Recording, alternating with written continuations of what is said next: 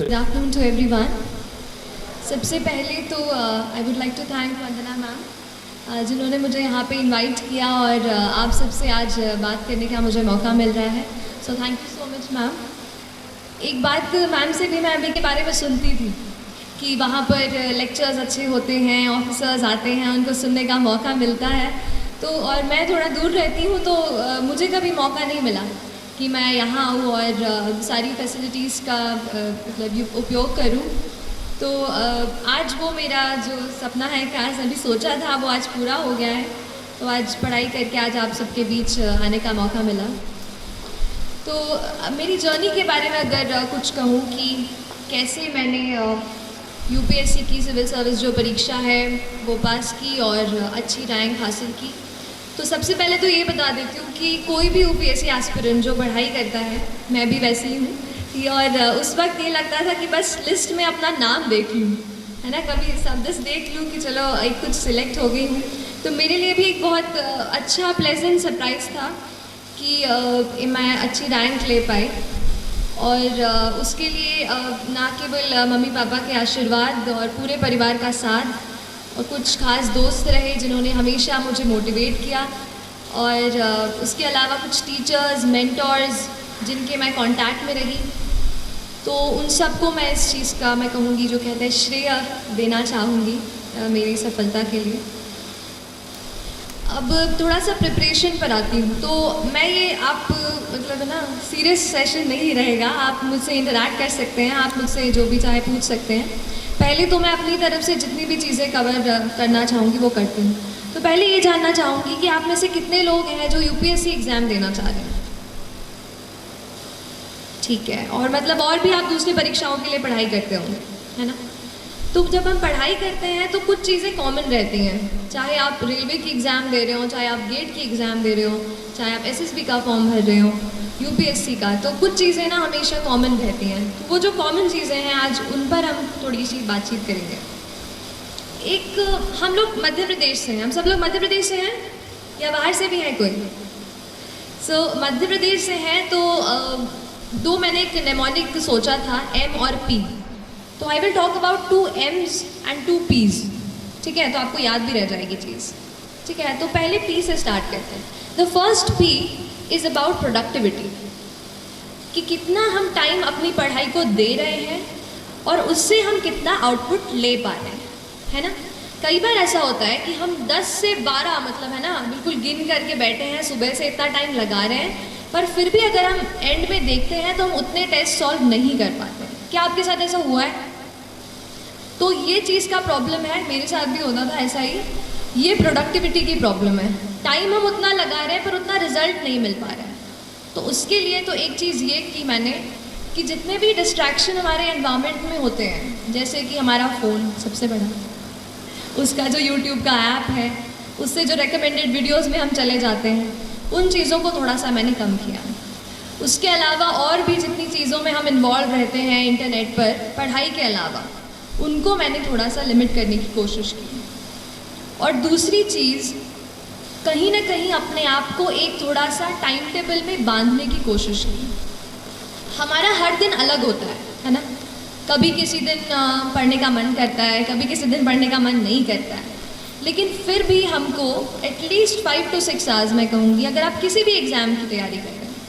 माफ़ कीजिएगा आप लोग पीछे बैठे हैं, मैं आपको देख नहीं पा रही हूँ, बट तो किसी कोई भी एग्ज़ाम जो है वो 5 to 6 आवर्स आपको रोज़ मतलब मैं कहूँगी कंसिस्टेंटली आपको देने की ज़रूरत है ना. और उसके लिए आप अपना एक कुछ छोटा सा रूटीन, भले ही सोने के पहले आधा घंटा अपना दिन जो है दूसरा वो आप प्लान कर लीजिए, क्योंकि हर दिन नया होता है. अगर एक दिन आप टाइम टेबल बना दिया, यहाँ से यही करूँगा, और एक वीक आप सोचो कि फॉलो हो जाए, तो मुझसे वो फॉलो नहीं हो पाता था. तो मैं ये करती थी कि सोने के पहले थोड़ा सा आधे घंटे में कल क्या क्या टॉपिक्स पढ़ने हैं, क्या क्या चैप्टर्स कवर करने हैं, वो सब एक बार मैं लिख लिया करती थी. एक ये करना चाह रही हूँ प्रेपरेशन की. तो प्रेपरेशन में अगर यूपीएससी स्पेशली बात करूँ तो मेरे पूरे प्रेपरेशन के 2 इम्पॉर्टेंट पिलर्स रहे. एक था करंट अफेयर्स. करंट अफेयर्स इसलिए एक इम्पॉर्टेंट पिलर है क्योंकि ज़्यादातर एग्जामिनेशंस आप देखेंगे तो बहुत ज़्यादा आजकल ना डायनामिक होती जा रहे हैं. कि वो ये नहीं जानना चाहते कि चलो शाहजहाँ ने बना दिया ताजमहल, वो तो हमें पता है, अब उसके आगे की बात करो। तो अब जो डायनामिज्म एग्ज़ाम में आ रहा है उसके लिए करंट अफेयर्स पे आपकी पकड़ अच्छी होनी चाहिए। और करंट अफेयर्स के लिए मैंने न्यूज़पेपर को जो है सबसे ज़्यादा अच्छे से पढ़ा। पहले इंडियन एक्सप्रेस मतलब पहले तो द हिंदू पढ़ती थी, फिर जब इंटरव्यू मेरा पास आया तो फिर मैंने द इंडियन एक्सप्रेस भी शुरू किया पढ़ना। और जो भी आप हिंदी माध्यम में अगर कुछ बच्चे दे रहे हो तो आप उस तरीके के न्यूज़पेपर पढ़ सकते हैं, लेकिन न्यूज़पेपर आप हमेशा पढ़ें, क्योंकि न्यूज़पेपर बहुत ज़्यादा अपने आप को चीज़ों को समझने में, हमारे आसपास एनवायरनमेंट में क्या चल रहा है वो पता करने के लिए आपको हेल्प करेगा। करंट अफेयर्स को मैं इसलिए स्ट्रेस कर रही हूँ क्योंकि मैंने ज़्यादातर अपनी प्रिपरेशन करंट अफेयर्स से खींच के की। जैसे कि एक एग्जाम्पल के लिए देख लीजिए कि कहीं आपने पेपर में पढ़ लिया कि कोई एक एनिमल है जो मतलब जिससे ना पोचिंग, आप पोचिंग समझते हैं, पोचिंग हो रही है उसकी, and you know poachers are being caught, कि पकड़ लिया गया है जो भी इसके शिकार कर रहे हैं, ठीक है। तो या तो हम ऐसा कर लें कि इसका नोट बना लें कि ये एनिमल है, इसका शिकार हो रहा है और पकड़े गए, खत्म। या तो फिर आप एक काम करें, आप देखें कि वो एनिमल कौन सा है, इंटरनेट पे फटाफट गूगल सर्च किया, पता किया उसका IUCN स्टेटस क्या है। IUCN स्टेटस पूछता है ना, क्रिटिकली एंडेंजर्ड है कि क्या है, एंडेंजर्ड है, एक्सटिंक्ट हो गया है, क्या है, वो आपने पहले से सर्च कर लिया। फिर आपने देखा कि उस एनिमल वो कहाँ पाया जाता है, कौन से नेशनल पार्क में इट इज़ फाउंड। अच्छा चलिए असम में मिलता है, तो असम में और कौन से नेशनल पार्क्स हैं। मतलब एक पॉइंट पकड़ के न्यूज़पेपर का आपको उसके साइड में जितनी भी चीज़ें हैं वो उसी वक्त कवर कर लेंगे। उससे होगा क्या, उस दिन का आपका एनवायरनमेंट का एक सेक्शन कवर हो जाएगा। ऐसा करके पॉलिटी हो गई, या फिर जो भी हम जैसे हम साइमल्टेनियस इलेक्शन के बारे में पढ़ते हैं, या फिर और भी प्रेसिडेंशियल पार्लियामेंट इलेक्शंस के बारे में पढ़ते हैं, उनसे रिलेटेड जो भी न्यूज़पेपर में आ रहा है, फिर आप उसकी और डीप में स्टडी कर रहे हैं, है ना। एक ये चीज़। जो दूसरा मेरा प्रिपरेशन का पिलर था वो था टेस्ट्स। देखिए पढ़ते तो हम सब हैं, लेकिन हमें पता कैसे चले कि हमारा स्टैंडर्ड क्या है। देखिए अगर हम अभी आपसे बात कर रहे हैं तो वहाँ कोई दिल्ली में बच्चा बैठा है जो पॉलिटी की लक्ष्मीकांत खोल करके दूसरा पेज पूरा रट रहा होगा, बात सही है। तो वो जो है ना, टाइम का हमेशा याद रखिए, टाइम हमेशा याद रखिए कि आपका टाइम सबसे ज़्यादा ज़रूरी है। अगर आप अपना वक्त निकाल कर इस पढ़ाई को दे रहे हैं, हमारे लाइफ के हम कलरफुल यूथ के ईयर्स अगर हम पढ़ाई को दे रहे हैं तो अपना 100% दीजिए। और टेस्ट्स आपको ये बताएंगी कि आपका स्तर क्या है प्रिपरेशन। तो जो भी टेस्ट्स हों, चाहे भोपाल में, चाहे अगर आप दिल्ली से कोई फ़ोटोकॉपी मंगवा सकें, या जिस भी परीक्षा की आप तैयारी कर रहे हो, ऑनलाइन अगर आपको कहीं टेस्ट्स मिलता है तो आप अपने आप को जांचते रहें। हर रोज़ 10 से 20 सवाल MCQ, या अगर रिटन हो तो मैं 1-2 आंसर्स रिटन जो बड़े अपने सब्जेक्टिव आंसर्स थे वो मैं 1-2 रोज़ लिखा करती थी। तो उससे मुझे आइडिया होता था कि मैं किस स्टैंडर्ड का लिख रही हूँ और क्या उससे मेरा कुछ चांस है सिलेक्शन का। तो ऐसा अपने आप को आप जांचते रहिए। तो हमने 2 पीस कवर कर लिए है ना। पहला पी कौन सा था? अच्छा, मतलब आप सुन रहे हैं मेरी बातें, अच्छी बात है। दूसरा था प्रिपरेशन। अब थोड़ा सा पी हो गया है तो एम की बात कर लेते हैं। एक एम मैंने जो हमें दिमाग में चीज़ जो है हमारे पुश करता है। अच्छा, इसके पहले मैं एम की तरफ आऊँ, एक चीज़ बताऊँगी कि किसी भी एग्ज़ाम की जब हम प्रिपरेशन करते हैं उसके 2 पहलू हैं। एक, आप क्या पढ़ते हैं, कौन सी किताबें पढ़ते हैं, कितने टेस्ट लगाते हैं, कितने घंटे देते हैं, ठीक। दूसरा है एग्ज़ाम में कि आप मेंटली क्या सोचते हैं, क्या आप कॉन्फिडेंट हैं कि आप एग्ज़ाम क्रैक कर सकते हैं, आप साइकोलॉजिकली कितने स्ट्रांग हैं कि आपका मन नहीं कर रहा है उठने का पर फिर भी आप उठते हैं।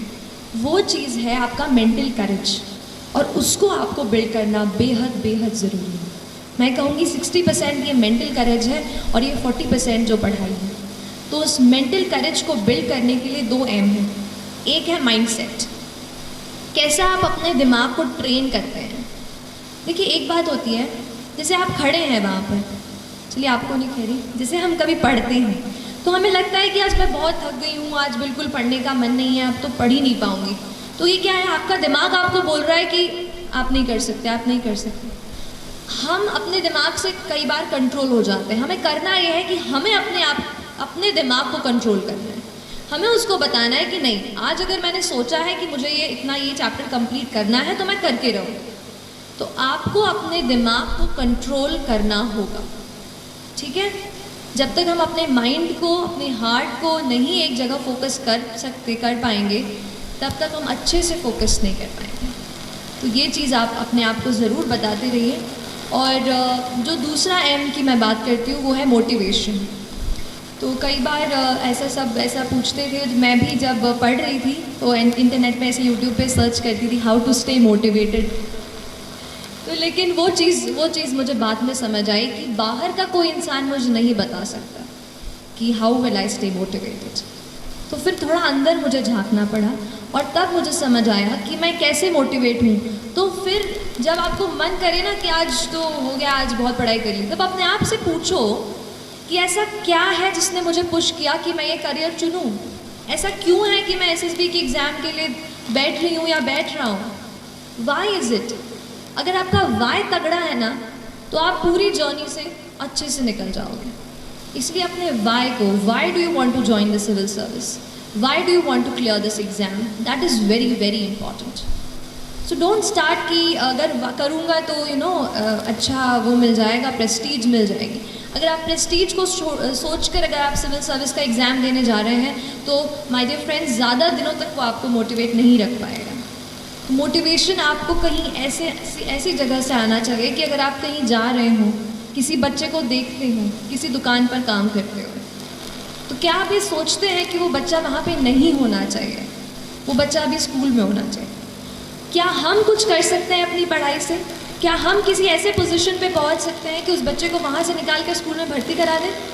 तो ये चीज़ आपको मोटिवेट करनी चाहिए। जिस दिन आप सोसाइटी से जुड़ने लगेंगे और समझने लगेंगे कि कुछ और लोग हैं जो अनफॉर्चुनेट हैं, हम बहुत लकी हैं और हम उनकी मदद कैसे करें, तो फिर बहुत जर्नी जो है ना आसान हो जाती है।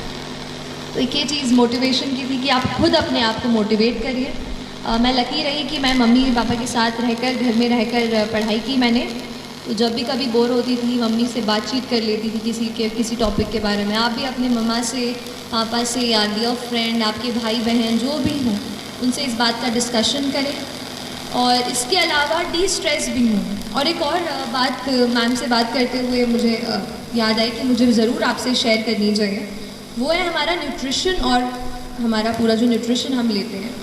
देखिए हमारा दिमाग, आपने पढ़ा होगा ना साइंस में, कितना % वाटर होता है? Our brain is what %? How much % is it water? 70%, yes. So close to 70% of our brain is just water. और अगर हम पानी ही नहीं पियोगे तो कैसे पढ़ाई होगी? इसलिए हमेशा आपको हाइड्रेटेड रहना है। पढ़ाई के वक्त जूस, अच्छा चाय कॉफ़ी नहीं, हाँ, जूस एंड अच्छा पानी, या तो जूस नहीं हो तो पानी, प्लीज़ हाइड्रेटेड रखिए अपने आप को। अपने टेबल पे हमेशा ये चीज़ रखिए। और दूसरी चीज़ है न्यूट्रिशियस फूड। तो मैम तो बिल्कुल मम्मा जैसे रखती हैं आपको, तो आप बिल्कुल न्यूट्रिशियस फूड लेते रहिए जहाँ भी आप रहते हैं। प्लीज़ आप अगर हॉस्टल में रहते हो तो प्लीज़ अपने आप को कभी भी वो मत कीजिए, क्योंकि हमारी बॉडी जब स्ट्रांग होगी ना तभी अपन अच्छे से हेल्दी होकर पढ़ पाएंगे। तो don't compromise on that front.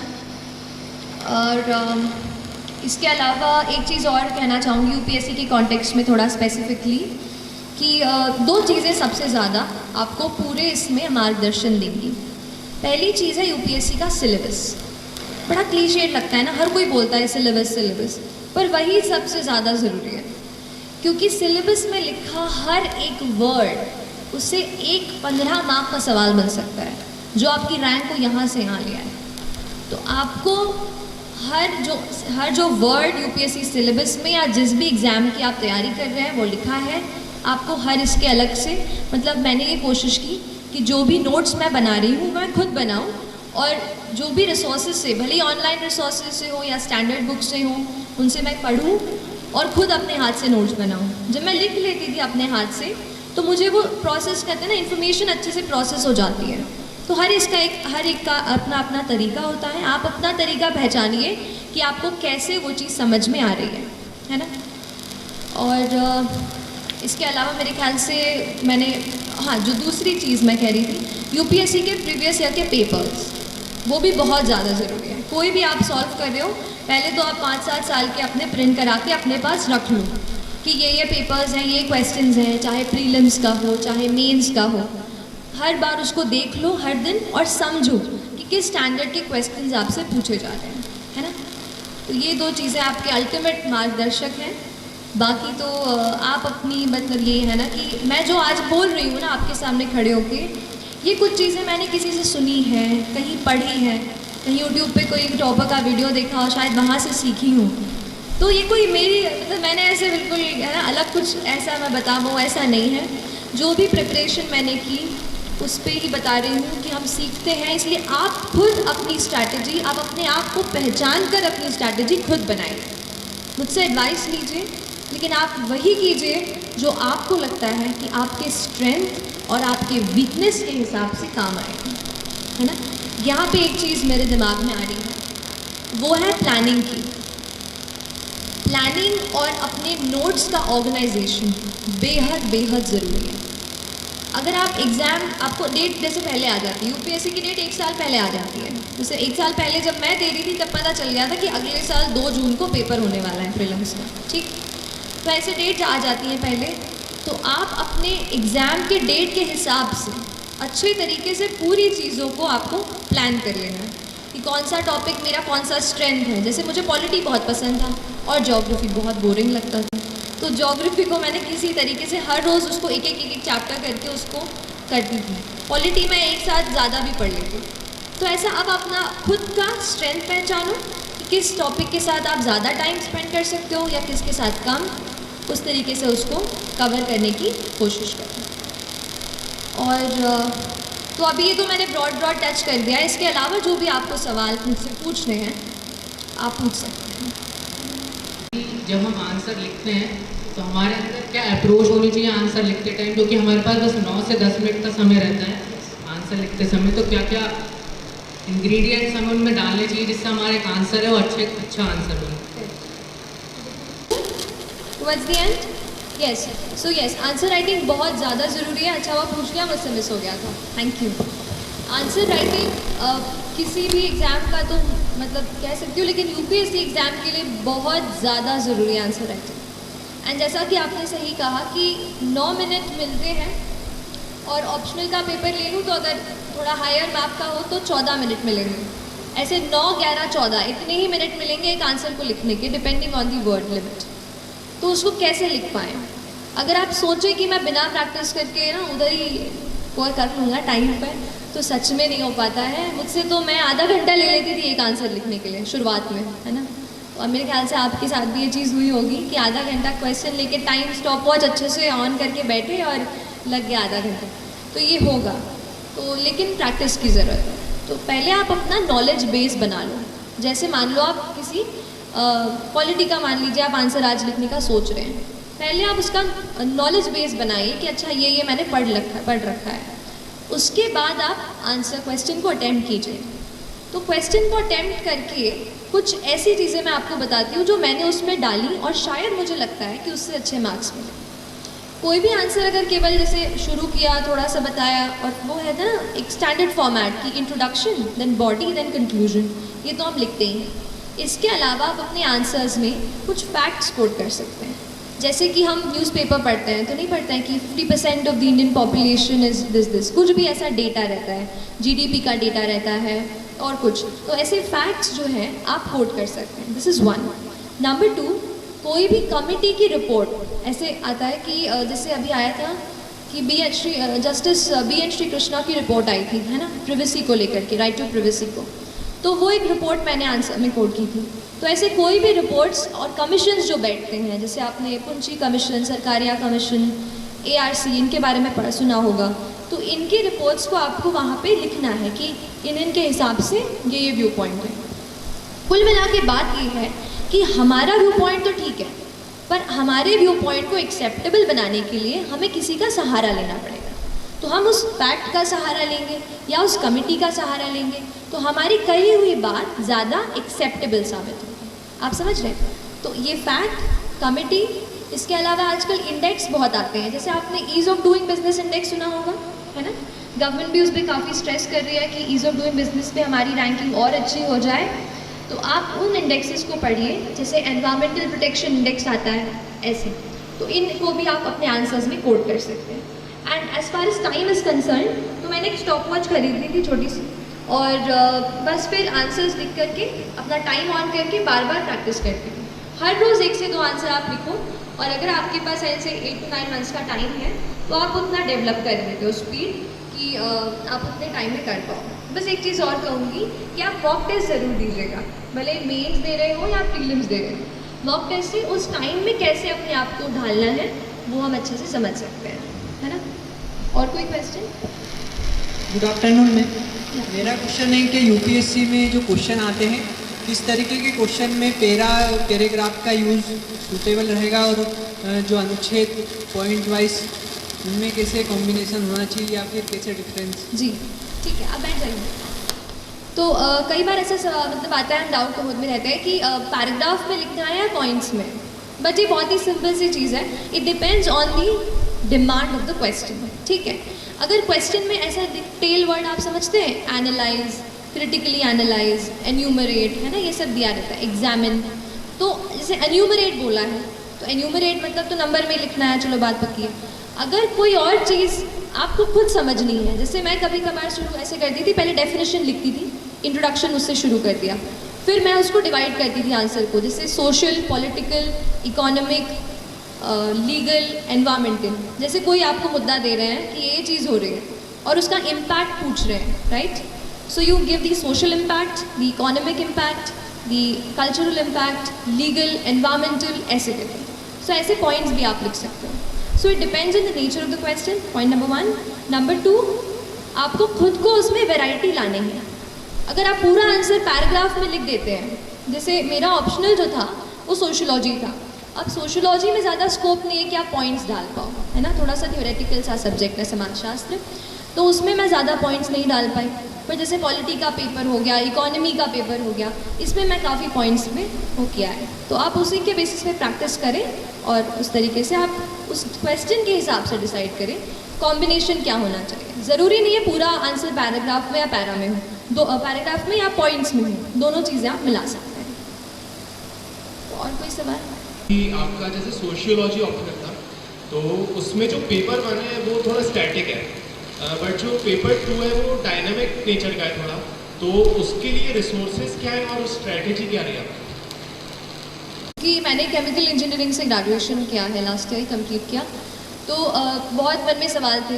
अब मेरे साथ ऐसा था कि ऑप्शनल में केमिकल इंजीनियरिंग अवेलेबल नहीं था, तो I had to choose something else. तो मैंने पहले सोशियोलॉजी चूज़ किया और उसकी किताबें पढ़ी, लगा यार इंटरेस्टिंग है, पढ़ते हैं.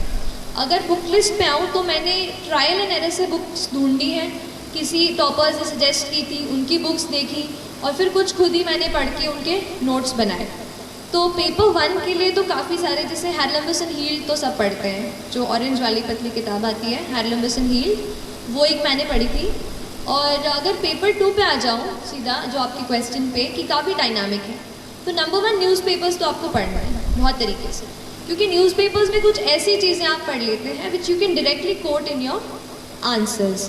एक एग्जांपल देती हूँ. जैसे मैंने एक आर्टिकल पढ़ा था एक मैगजीन में, जिसमें लिखा था कि कुछ लड़कियाँ जिससे बॉर्न हो जाती हैं और उनके पेरेंट्स नहीं चाहते कि लड़की बॉर्न हो, तो उसको नपुंसक नाम दिया जाता है. तो ये एक थोड़ा यूनिक एस्पेक्ट है. तो अगर किसी गर्ल चाइल्ड के बारे में कोई सवाल हो तो आप उसमें एग्जाम्पल दे सकते हैं कि किस तरीके से हमारे कल्चर में एक ऐसा वर्ड अब आ गया है कि if a female child is unwanted, उसको हम क्या नाम देंगे. तो ये कितनी अनफॉर्चुनेट चीज़ है, आप इसको कोट कर सकते हैं. तो एक तो न्यूज़पेपर्स. अगर बुक लिस्ट या बुक्स की बात करूँ कि मैंने क्या रेफ़र किया, तो आज मैंने प्रिपरेशन शुरू कर दी थी, बाद में ये बुक मेरे हाथ में आई. इसमें पूरा पेपर 1 और पेपर 2 साथ में दिया हुआ है. नितिन सांगवान सर की किताब है, उसमें वो भी IAS हैं और उन्होंने लिखी है, तो उसमें पेपर 1 पेपर 2 दोनों मिल जाएगा. दैट्स 1. मैंने कास्ट के स्पेशल एस्पेक्ट्स को कवर करने के लिए नदीम हसनैन की किताब है. तो नदीम हसनैन की ट्राइब्स वाली नहीं है, sociology, general sociology, Nadeem Hasnain वो. और फिर रूरल सोशियोलॉजी के लिए दोषी एंड जैन की किताब आती है, वो आप पढ़ सकते हैं, है ना. ये कुछ है, बाकी अभी तो ऐसा ही है. बाकी आप तन्वी सौंद्रियाल मैम, उनकी बुक लिस्ट आप पढ़ सकते हो, काफ़ी कुछ मैंने उनसे भी सीखा है.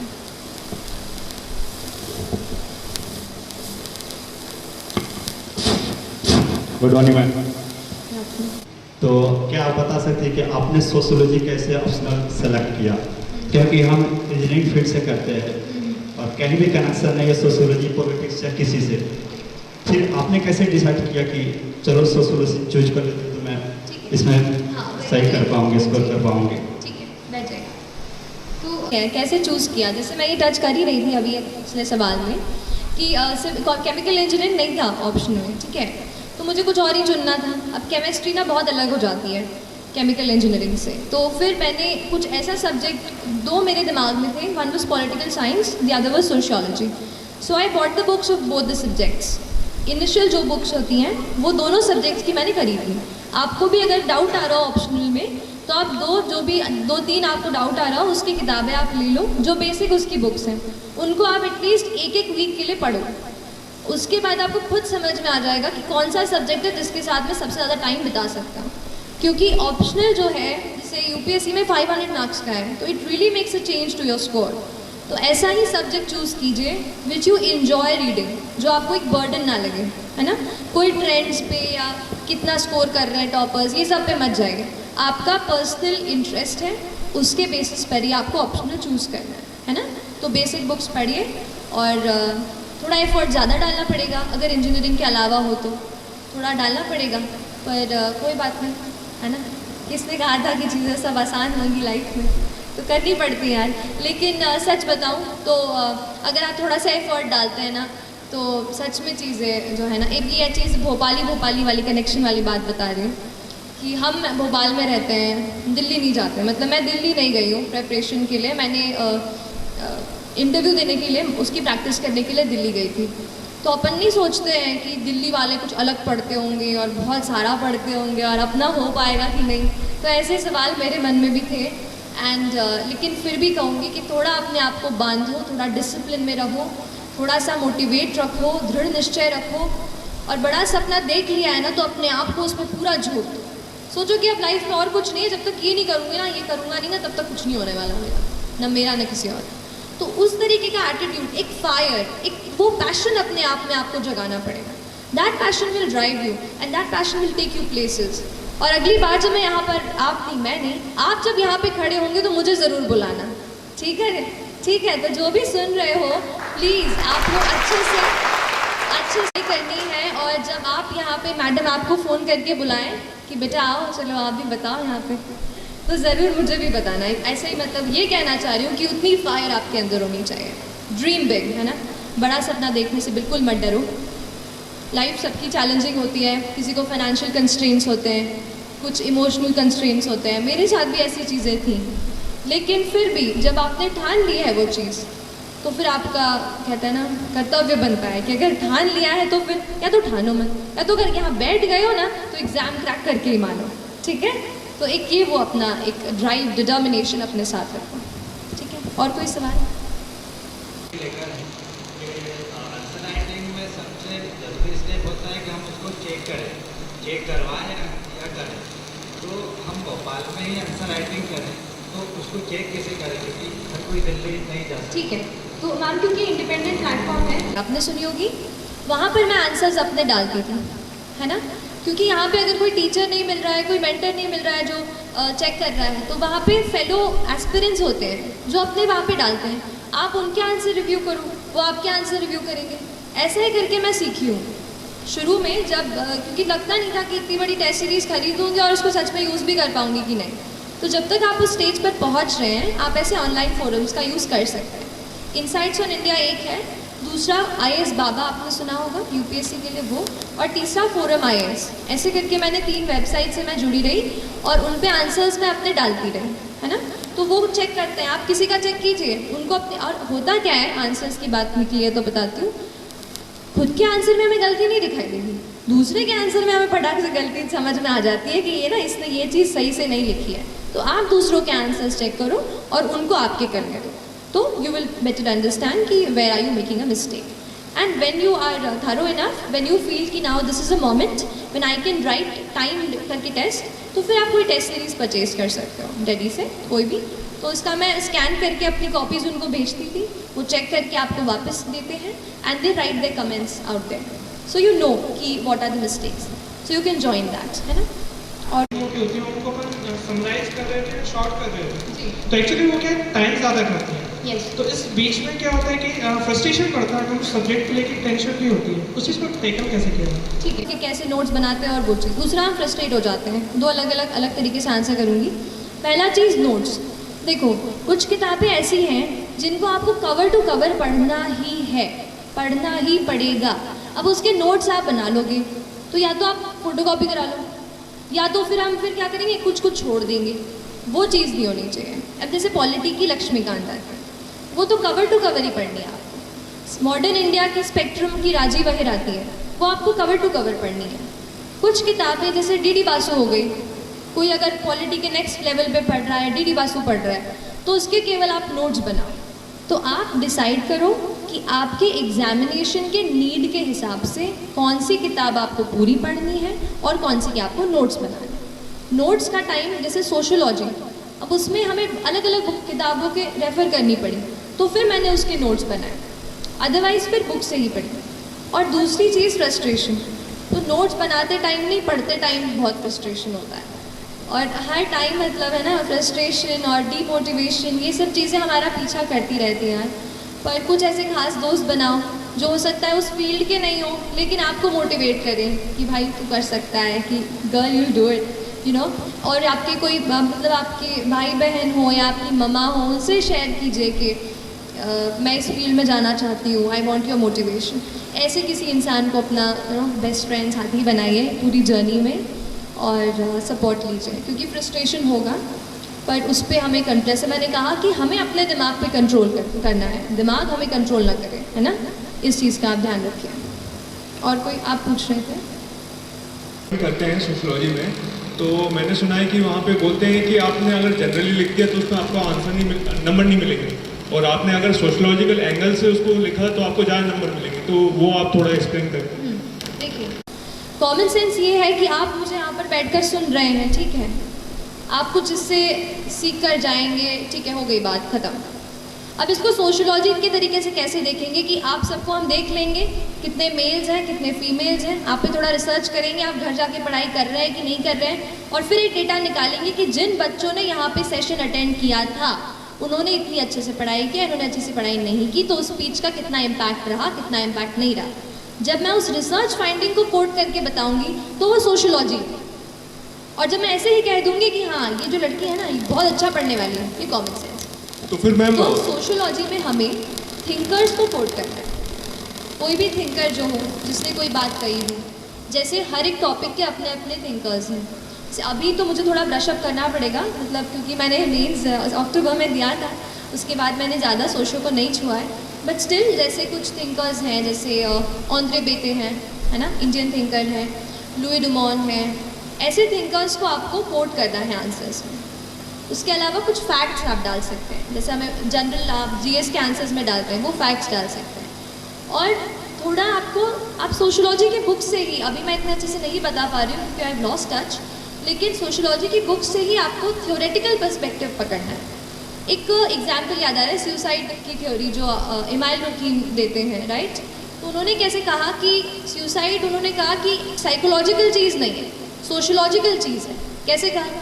उन्होंने कहा कुछ लोग या तो जो अनमैरिड हैं या तो जो थोड़े से अलग रहते हैं लाइफ से, थोड़ा फ्रस्ट्रेटेड है, वो लोग ज़्यादा सुसाइड करने की तरफ आकर्षित होते हैं। तो उनके रिसर्च फाइंडिंग पे बेस्ड था। तो ऐसे कुछ रिसर्चेस आपको कोट करने हैं और थिंकर्स को कोट करना है, वो मेरे ख्याल से सोशियोलॉजिकल एंगल होगा, है ना। एंड मैम मेरा दूसरा क्वेश्चन है कि वर्ड लिमिट कंप्लीट करने के लिए आपने वैसे लिखना स्टार्ट किया? नहीं, अगर मैं देखो यूपीएससी अगर केवल वर्ड लिमिट आरजीपीवी की तरह पन्ने भरने जाएंगे ना तो मार्क्स नहीं मिलेंगे सर, सच बता रही हूँ, मार्क्स नहीं मिलेंगे। मैंने भी आरजीपीवी के एग्ज़ाम 2-2 घंटे में निकाल के आती थी। मतलब अब देखो, अब आपसे अच्छे से शेयर करूँ, अब हंस के थोड़ा और याद ही एक चीज़ मेरे को कि मेरा लास्ट सेमेस्टर का एग्ज़ाम हमारा 8 सेमेस्टर का एग्ज़ाम का 4th पेपर, 4 ही पेपर होते हैं थ्योरेटिकल इंजीनियरिंग में आखिरी सेमेस्टर में, तो उस पेपर के बीच में और मेरे प्रीलिम्स एग्जामिनेशन के बीच में 14 दिन का अंतर था। 14 दिन, आप समझ रहे हैं, मतलब मेरे लाइफ की मैं बड़ी एग्ज़ाम देने जा रही हूँ और मुझे जब पता चला कि बस 14 दिन है तो मैं हिल गई थी पूरी तरीके से। तो वो जो एग्ज़ाम था आखिरी, जो भी पेपर थे 4, वो मैंने 2-2 घंटे में लिख के मैं निकली हूँ, क्योंकि मुझे एक चीज़ तो पता थी कि यहाँ पे मुझे ज़्यादा क्वालिटी पे जज नहीं किया जाएगा। आप समझ रहे हो ना, इंजीनियर टू इंजीनियर बातें है। तो लेकिन यूपीएससी ऐसी नहीं है। आप कोई और पेपर देंगे एसएससी एसएसबी, वहाँ पे वो आपके क्वालिटी ऑफ आंसर पे ही आपको चेक करेंगे। एंड वहाँ पे आप सोचो कि मैं लाइन थोड़ी स्पेस बना के जो है पेज मुझे पूरे भर दूंगा और उसमें पॉइंट नहीं होगा तो आपको मार्क्स नहीं मिलेंगे। ये मुझे कैसे पता चला? जब मैं अपने टेस्ट लिख रही थी, जो आप टेस्ट देख रहे हैं ना, उनमें आप नंबर देख लीजिएगा। शुरू के टेस्ट में आप देख लीजिए मैं कैसा लिखती हूँ और बाद के टेस्ट में देखिए आप मैं कैसा लिखती हूँ।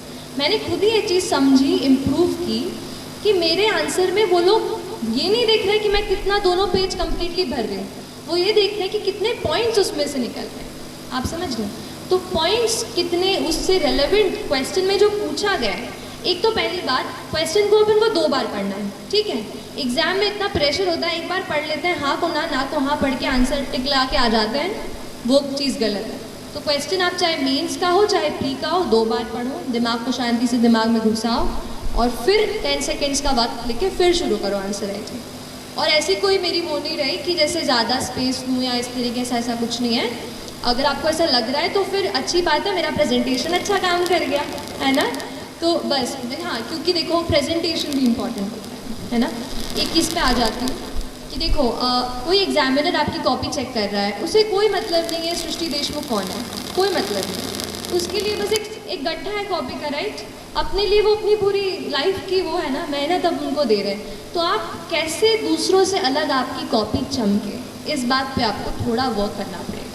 तो आपकी कॉपी प्रेजेंटेबल होनी चाहिए। ऐसा नहीं कि बिल्कुल मोतियों के अक्षर लिखने हैं, ऐसा कुछ नहीं है। नॉर्मल आप हैंड राइटिंग लिखो बट उसको समझ में आ जाए एग्जामिनर को, मतलब उसको चश्मा, अब वो प्रोफेसर्स होंगे उनको ज़्यादा वो ना करना पड़े, दिक्कत ना हो, उनके लिए आसानी हो, ऐसा आंसर लिखो। प्रेजेंटेबल भी हो थोड़े बहुत। जैसे आपने पूछा था ना कि आप क्या आंसर में करते हो, तो मैंने थोड़े फ्लो चार्ट वगैरह भी बनाए। मैप मैंने सीखा कि कैसे मैं 10 सेकेंड में इंडिया का मैप बना लूँ, तो वो मुझे एक चीज़ काम आई। जैसे एक क्वेश्चन आया था कि आप रामसर वेटलैंड साइट्स बताइए इंडिया में कौन से हैं। तो इधर मैं लिख देती कि 2 Ramsar wetland sites are Deepor Beel in Assam and Bhojpal lake in Bhopal, ठीक है। मैंने क्या किया, छोटा सा मैंने 10 सेकंड में फटाक से एक मैप बनाया। वहाँ पे असम के साइड पे एक गोला बना के वहाँ लिख दिया दीपोर बिल और इधर लिख दिया भोजपाल लेक। तो उससे क्या हो गया, प्रेजेंटेशन इम्प्रूव हो गया। हो सकता है आधा मार्क मैंने वहाँ एक्स्ट्रा चुरा लिया। ऐसे करके आपको अपने आंसर्स को इम्प्रूव करना है और ये प्रैक्टिस से आएगा, है ना। मैम जस्ट टू कंफर्म, मैं समराइज करने के लिए, आपने पहला बोला कि सोशोलॉजिकल एंगल में अपने को थिंकर्स को कोट करना है तो उससे ज़्यादा मार्क्स मिलेंगे अपने को, ठीक है। तो मैम जीएस का जो आंसर अपन लिखते हैं और सोशोलॉजी का जो आंसर लिखते हैं, दोनों में सिर्फ यही फ़र्क है कि अपने को थिंकर्स का आपने, मैं आपको एक बताऊंगी कि मैं सच बता रही हूँ वेरी ऑनेस्टली। अभी मेरा थोड़ा टच छूट गया है सोशियो का, तो मैं इतना अच्छे से नहीं बता पा रही हूँ। आप मेरे आंसर शीट्स दूसरी वेबसाइट पे जहाँ पे मैंने सोशियो की टेस्ट सीरीज़ ली थी, आप वहाँ से मेरे आंसर्स पढ़िए and you will get to know कि व्हाट आई राइट डिफरेंटली, है ना। बाकी अब मैं इनको चांस दूँ प्लीज़, है ना, पूछने के लिए। ये कुछ स्पेशल फोकस एरिया जो जिस पे ध्यान दिया जाए मैडम। ठीक है। प्रीलिम मेरे मार्क्स आए, मुझे अभी भी पता चला कि 98 कट ऑफ गया था, वो तो पहले पता चल गया था।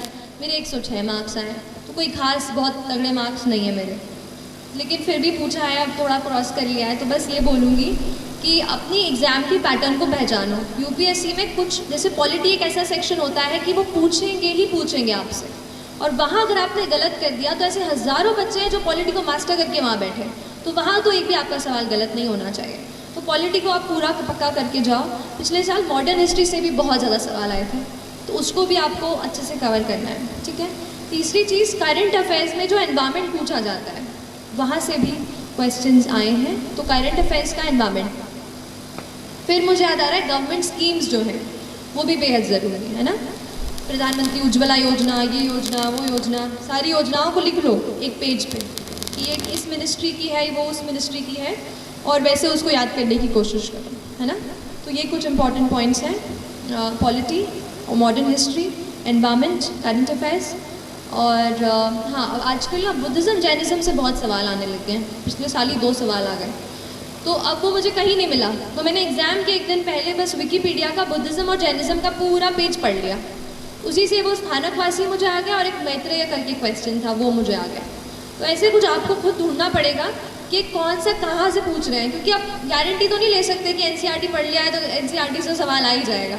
थोड़ा सा आपको एलिमिनेशन टेक्निक से भी प्रैक्टिस करना पड़ेगा, है ना। एलिमिनेशन आप समझते हैं कि ये नहीं है, ये तो हो ही नहीं सकता, ये इसमें डाउट है, और ये तो इन दोनों में फिर कौन सा बेस्ट है, ऐसा एलिमिनेशन करके भी आपको आंसर्स पे पहुंचना होगा। मैं कहूँगी 100 सवालों में से 30 से 35 सवाल आपको डॉट श्योर आने चाहिए। उसके बाद के जो 20-25 हैं उस पर आप खेल सकते हो कि कहाँ कौन सा है, कौन सा थोड़ा बहुत दिमाग लगा के इंटेलिजेंट गेस, है ना, ऐसा रैंडम गेस भी नहीं लगाना है, इंकी पिंकी टाइप्स, है ना।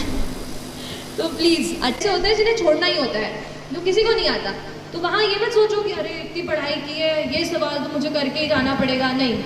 वहाँ पे अपने आप को बोलो कि ये किसी को नहीं आ रहा होगा, मुझे भी नहीं आ रहा, नेगेटिव नहीं करा के होगा, ऐसा है। थोड़ा अपनी स्ट्रैटेजी आप खुद बनाओ कि 100 क्वेश्चंस को मैं कैसे अटेम्प्ट करने वाला हूँ, ठीक, हाँ, है ना, ठीक है। तो इन्होंने ये पूछा कि मेंस में हम जो नोट्स बनाते हैं उनको किस तरीके से टॉपिक वाइज अरेंज किया मैंने, और कैसे मुझे फिर एग्ज़ाम में मैंने कैसे उसको किया कि मुझे उस टाइम पे याद हो जाए। देखिए यूपीएससी की स्पेसिफिक बात करूँ तो GS2 और GS3 का पेपर ऐसा है जो ज़्यादा से ज़्यादा आपका डायनामिक से आ जाएगा। जो आप न्यूज़पेपर पढ़ेंगे ना, GS2 GS3 आपका वहाँ से रोज कवर होता जाएगा। तो उसके लिए तो आंसर राइटिंग ही मैंने की, और आंसर राइटिंग से ही मुझे टॉपिक्स पता चल गए थे कि ये। जहाँ तक नोट्स की बात है तो जो भी एडिटोरियल आते थे ना द हिंदू में या इंडियन एक्सप्रेस में, उनके मैं नोट्स बनाती थी। तो कोई जैसे टॉपिक हो गया उसका अलग से प्लेन पेज में, और हाँ प्लेन पेजेस को इसलिए स्ट्रेस कर रही हूँ क्योंकि आंसर वहाँ पे आंसर शीट में प्लेन शीट ही मिलती है, वहाँ रूल शीट नहीं मिलती। तो आप शुरू में लिखोगे तो वैसा, तो कभी ऐसा जाएगा, तो आपको प्रैक्टिस करनी है ताकि स्ट्रेट आप अच्छे से लिख पाओ। तो मैंने नोट्स भी अपने प्लेन पेजेस में ही बनाए एंड एडिटोरियल्स के नोट्स बनाए, ऐसे अलग अलग मैंने किया। अब एग्ज़ाम के अंदर हॉल में घुसते हुए ना एक टॉपिक ऐसा था सब्जेक्ट जो मुझे उसके डेफिनेशन याद नहीं रहती थी, वो थे GS4 का पेपर, एथिक्स का paper, ethics integrity and aptitude. अब वो इंटेग्रिटी, डिसिप्लिन, ट्रस्टवर्दीनेस और करेज और ये तो वो, तो उसके डेफिनेशन नहीं याद होते थे। तो इतना छोटा सा एकदम इतना सा पेज पे मैंने एक डेफिनेशन कहीं कहीं से बना के अच्छी से वो लिखी, फिर उसको मैं जाते तक मैं उस पेज को देख रही थी। मतलब अगर आपको ऐसा आपको कुछ लग रहा है कि आपको याद नहीं हो रहा है एंड दैट इज़ इम्पॉर्टेंट, तो उसका छोटा सा अपन नोट्स बनाते हैं ना, वैसे नोट्स बना लो and keep reading it every night और एनीथिंग लाइक दैट। सो वो एक चीज़। और सोशोलॉजी का जो है पेपर 2 में डायनामिज्म, जैसा मैंने कहा न्यूज़पेपर से कोट कर सकते हैं, थिंकर्स से कोट कर सकते हैं, तो शुरू में डेफिनेशन से करती थी, फिर कुछ पर्सपेक्टिव, जैसे आशीष बोस, आपने नाम सुना है? आशीष बोस एक डेमोग्राफर थे इंडिया के, शायद हैं, मुझे नहीं पता। तो उनका वो रिसर्च आया था जिसमें हमारे मध्य प्रदेश को बुरा ही लगा था, अपन को जो बीमारू बोल दिया था उन्होंने, तो वो उनका बीमारू जो शब्द दिया था ना, बिहार एंड ऑल, बिहार मध्य प्रदेश, तो वो उन्होंने पूरा एनालिसिस किया था कि क्यों ये स्टेट्स हैं जो थोड़ा अंडर डेवलप्ड या डेवलपिंग स्टेज में हैं। तो उन्होंने फिर एक और एक्रोनिम बनाया था, डेमारू, that was related to female infanticide. तो उनके मैंने फिर रिसर्च स्टडीज़ या वो भी मैंने कोट किया आंसर्स में। तो अभी तो सोशोलॉजी पे मैं कुछ ऐसा सोच रही हूँ, कुछ ऐसा राइटअप या बुक लिस्ट बना करके मैं नेट पे ऐसा कुछ शेयर कर दूँगी, तो एक वहाँ से आप हेल्प ले लेना। बहुत जल्द मैं कोशिश कर रही हूँ कि सोशोलॉजी की जो भी चीज़ है कहीं वेबसाइट या कहीं ब्लॉग ऐसे मैं आपसे शेयर करूँ, तो आप वहाँ से भी वो चीज़ देख सकते हो, है ना। और कोई क्वेश्चन? यहाँ पे रहेंगे, दिल्ली जाएंगे, तो यहाँ पे जैसे लोकल मेट्रिक सीखने आ सकते अच्छा रहेगा। जैसे कई बार हम सेल्फ स्टडी करते हैं तो समझ में नहीं आता जो कर रहे हैं वो सही है या गलत है, तो उसके लिए डायरेक्शन कैसे देना। हम यहाँ भोपाल में रहेंगे, ठीक है, आप बैठो। हाँ, तो शुरुआत तो मैंने फाउंडेशन कोर्स लिया था मैंने यहाँ पर, और उसके बाद 8 महीने का वो कोर्स करके, लेकिन मुझे ये लगा कि उसमें मुझे केवल डायरेक्शन मिली है, केवल बुक्स पता चली हैं, बस बाकी जो वैल्यू एडिशन था वो आपको खुद को करना है। तो इसमें आप ये जो मैंने वेबसाइट्स बताई ना, ये आपको पूरा हर दिन ट्रैक करती रहेंगी, हर दिन आपको डेली करंट अफेयर्स इस पे आएंगे, कहीं आपको इस पे एडिटोरियल के नोट्स आ जाएंगे, कहीं क्वेश्चंस वो डाल देंगे हर रोज़ 5 से 10। तो इस तरीके से आप इनसे जुड़े रहो। दूसरी चीज़, अगर आपको लग रहा है कि कोई टॉपिक आपका वीक है, तो आप ऑनलाइन क्लासेस दिल्ली से जो वेबकास्ट होती हैं उनको आप सब्सक्राइब कर सकते हो, है ना। तो स्पेसिफिक टॉपिक जैसे कोई ज्योग्राफी हो या इकोनॉमी में किसी को दिक्कत हो तो वो कर लो, उससे थोड़ा सा मोटिवेशन आपका बढ़ जाएगा। मतलब आप सोचोगे कि चलो यार ख़रीदा है तो फिर उसको देखना ही पड़ेगा, वो बात आ जाती है थोड़ी सी। तो आप वो कर सकते हो, वहाँ से टेस्ट या फिर क्लासेस आप ज्वाइन कर सकते हो, है ना। और कोई सवाल? हेलो, बोलिए। Firstly congratulations ma'am. Thank you so ma'am much. मेरा सवाल ये है कि जैसे मैं अगर प्रिपरेशन स्टार्ट कर रहा हूँ तो मेरे को मैम ह्यूमैनिटीज़ के सब्जेक्ट मैंने कभी नहीं पढ़े, तो मैम थोड़ी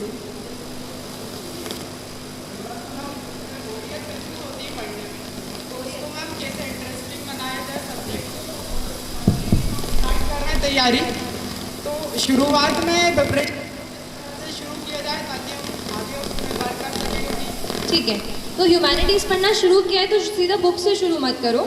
मैंने क्या किया था, न्यूज़पेपर्स उठाए थे सबसे पहले। तो कॉलेज जाती थी, बस में एक न्यूज़पेपर शुरू में आधा, आते टाइम आधा, ऐसे करके, क्योंकि कॉलेज के साथ मैंने प्रिपरेशन किया तो टाइम एकदम है ना पूरे दिन का भी मुझे कम मिला। तो मैंने कोशिश की कि जहाँ भी ट्रैवल जैसे कर रहे हैं, हम कई बार ईयरफोन्स लगा लेते हैं, तो आप पढ़ने लगे तो ईयरफोन्स की जगह पे न्यूज़पेपर निकाल लीजिए, ऐसा थोड़ा सा एडजस्टमेंट कीजिए, अपना एनवायरनमेंट चेंज कीजिए पढ़ाई का। ह्यूमैनिटीज़ को स्पेसिफिक लेके जो क्वेश्चन है कि हाँ बोरियत आएगी, मैं भी हिस्ट्री पढ़ते पढ़ते सो जाती थी, और ज्योग्राफी तो आप पूछो ही मत कैसे मैंने पढ़ा है, तो ठीक है, तो ऐसा होगा आपके साथ भी। बट न्यूज़पेपर से शुरू करो, वो चीज़ें आपको इंटरेस्ट दिलाती हैं, ठीक है। जैसे कोई चीज़ आप पढ़ते हो कि ये जो है ना, आज जैसे आज कौन सा डे है बताइए आप मुझे, हाँ आज वर्ल्ड हेरिटेज डे है, राइट। तो आज वर्ल्ड हेरिटेज डे पे आप यूनेस्को की वेबसाइट पे जाओ, या जो भी यूनाइटेड नेशंस इसको मना रहा है उसकी वेबसाइट पे आप चले जाओ। आज उनके इसमें आपको देखो कि अलग अलग फोटोग्राफ्स, बहुत सारी चीज़ें आपको मिलेंगी। सो you can learn the UNESCO world heritage sites आज ही, समझ रहे हो। अपने आप को आपको कहीं ना कहीं इंटरेस्ट डेवलप करना पड़ेगा। ज़रूरी नहीं है बिल्कुल कि बुक खोल के बैठे हैं तो इसको ही कवर करना है। इंटरनेट से हेल्प लो, इंटरनेट बहुत मुझे भी हेल्प किया, बहुत ज़्यादा, उससे भी मैंने थोड़ी वैरायटी आ जाती है उससे। तो ऐसे अलग अलग सोर्सेज से पढ़ाई करो। और जैसे अगर हिस्ट्री बोरिंग लग रही है तो कभी उसके साथ कोई और ऐसा सब्जेक्ट का कॉम्बिनेशन बना लो जो आपको इंटरेस्टिंग लगता हो, है ना। तो अपने आप को रिवॉर्ड दो, कभी एक चॉकलेट खा लो रात को, पढ़ाई अच्छी कर ली हो तो, किसी को आइसक्रीम पसंद है वो खा लो। देखो मैं कह रही हूँ ना, अपने सबको सब बोरियत होता है यार, इतनी पढ़ाई अपन को नहीं जमती है, बट कर लेते हैं ना, तो सच को अपने दिल को भी थोड़ा ट्रिक करो, है ना।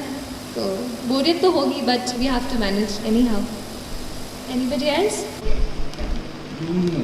My question is, what you did in your last month before prelims, and why did you shift from Hindu to Indian Express, and how do I make balance among solving mocks, revising static, focusing on current affairs and CSET also efficiently in coming days? So that's my confusion, ma'am, actually in my question. True, true. बहुत important 40 days about. तो you know इतने time में आप कुछ test लगा चुके होंगे, तो उन टेस्ट को आप ये समझो कि वो नेचर ऑफ मिस्टेक जो आप कर रहे हैं वो क्या है। देखो गलतियाँ हम सब करते हैं, मेरे भी 90 मार्क्स ही आया करते थे ऐसे मॉक में इतने दिन पहले, 80, 90, 70, तो मुझे लगा ये 110 का आंकड़ा तो मैं पार नहीं कर पाऊँगी, ऐसा होगा। तो लेकिन आपको क्या करना है, आपकी जो मिस्टेक कहाँ हो रही है उसको आप पकड़ो। अच्छा मिस्टेक कैसे, नॉलेज का गैप है क्या, कहीं कोई चीज़ मैंने कि मुझे 3 में से 1 आ रहा है फिर भी मैं अटेम्प्ट कर रहा हूँ और वो नेगेटिव हो जा रहा है, वो पकड़ो।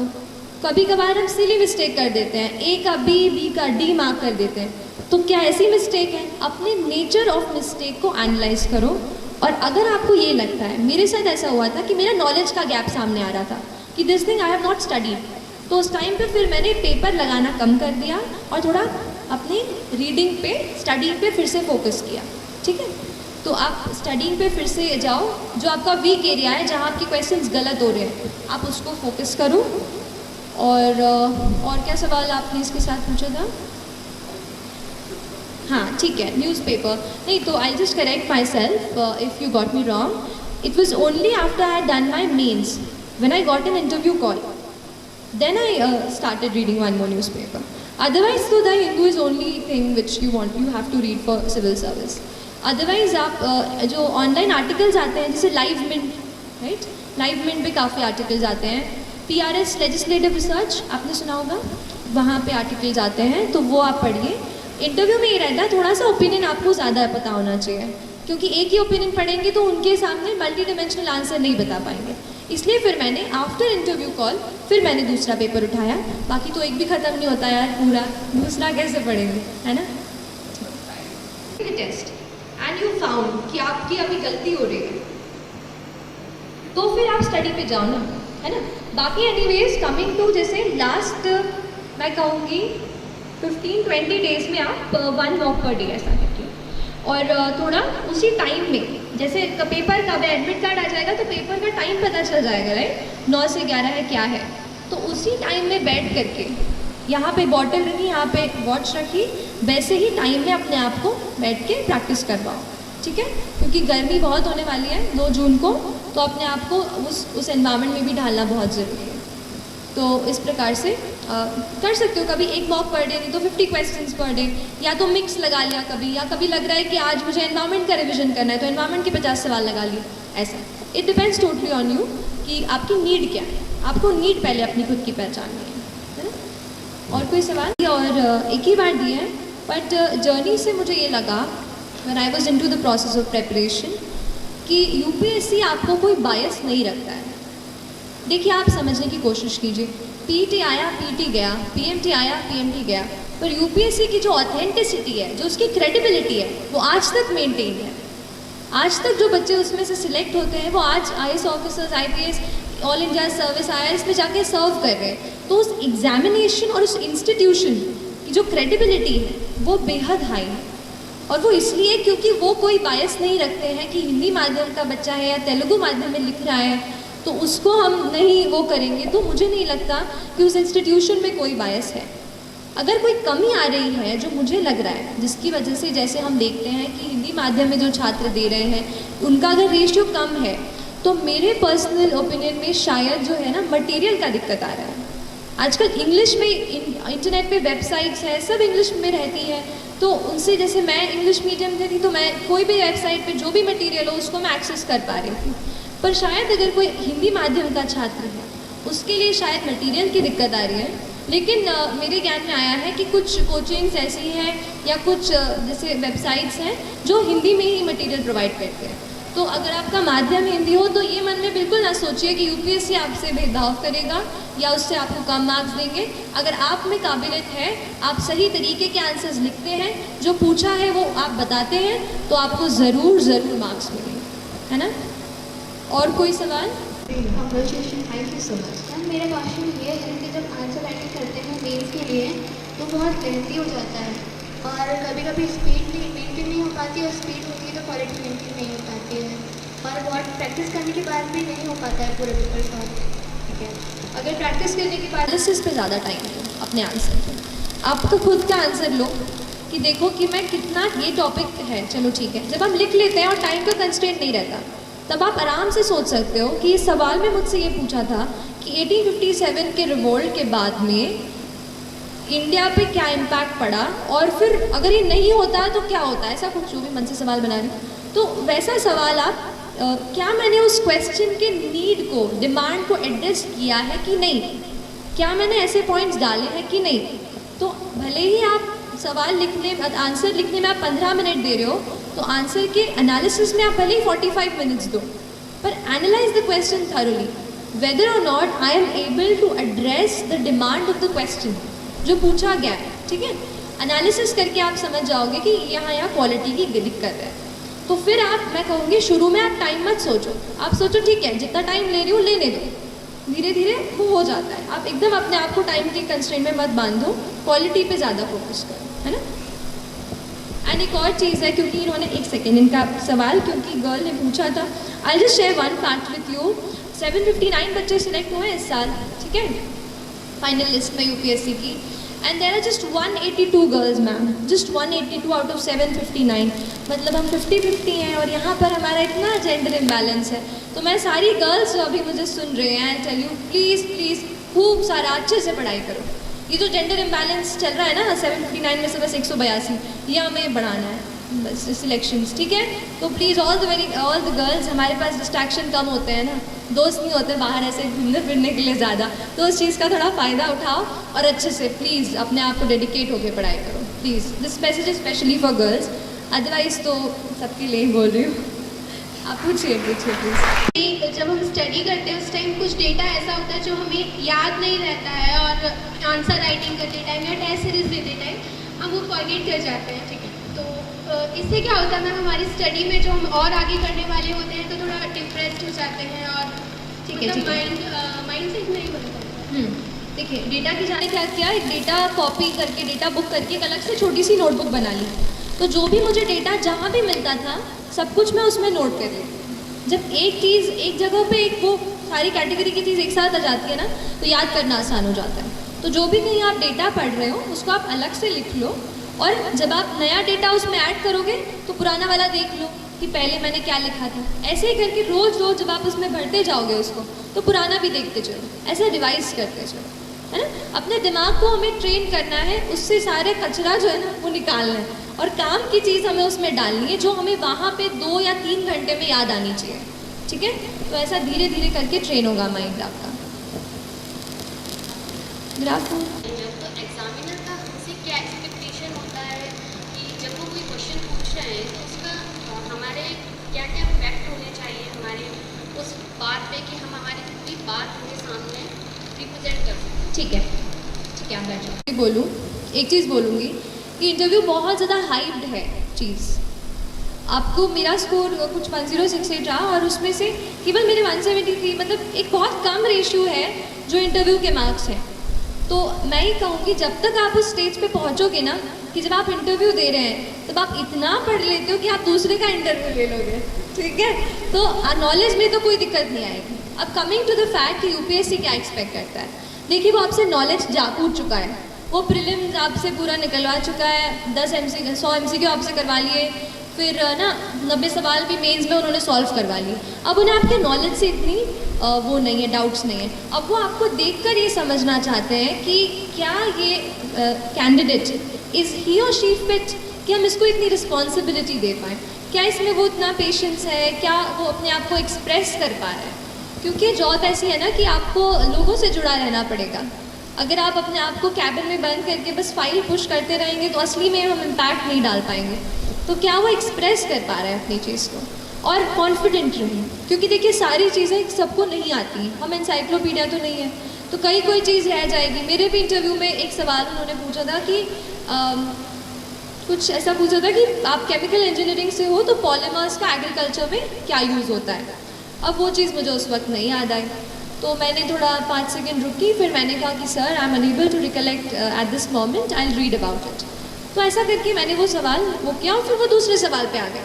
तो ऐसा कुछ नहीं है कि आपको हर चीज़ आनी चाहिए, इट्स जस्ट दैट आपका जो डिटेल्ड एप्लीकेशन फॉर्म है, जो बैकग्राउंड है, you should know everything about it. जैसे मैंने अपनी स्कूलिंग कामिल से की तो मैंने थोड़ा कामिल की हिस्ट्री पढ़ ली कि बाई चांस उनका नाम इस पर अटक जाए तो वो उससे कुछ पूछ ले।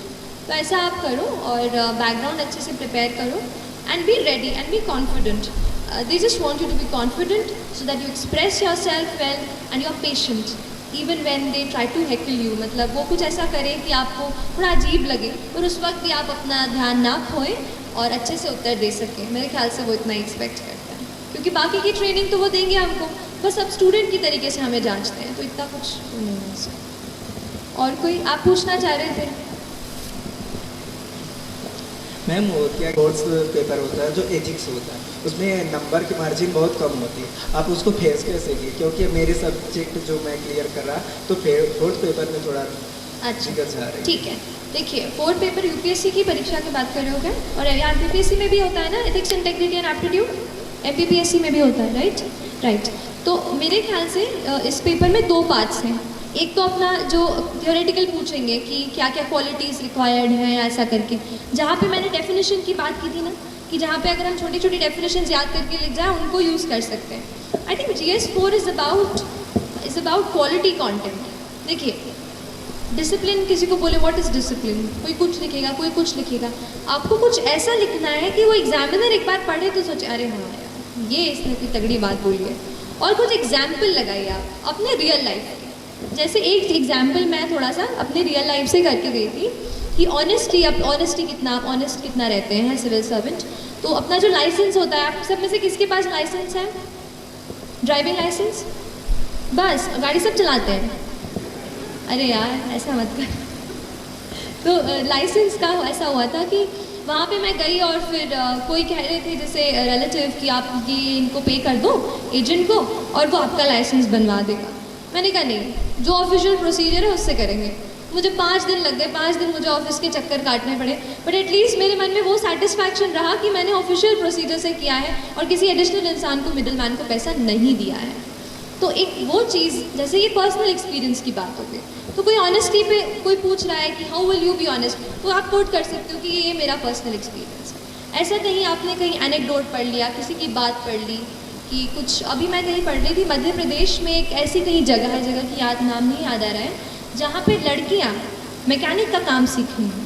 तो वहाँ पर जो है बहुत अचंभा हो रहा है, बहुत सारी लड़कियाँ जो और बाहर जैसे काम के लिए नहीं जा पा रही हैं, वो गांव में ही अपने वहीं पे जिला में ही जो भी गाड़ियाँ आती हैं उनको रिपेयर कर देती हैं। तो कितनी यूनिक बात है ये। तो वुमेन एम्पावरमेंट की कोई बात चल रही हो एथिक्स के पेपर में, तो ऐसा कोई एग्जाम्पल आप कोट कर सकते हो। तो एक ये चीज़ आप डेफिनेशंस, और दूसरी चीज़ जो केस स्टडीज़ की आती है ना, हमें सिचुएशन दे दी जाती है कि you are in this situation, now what will you do. तो इसकी प्रैक्टिस आप करो। उस एक बुक आई थी एथिक्स, इंटेग्रिटी एंड एप्टीट्यूड की, जिसमें केस स्टडीज़ ही दी थी बस।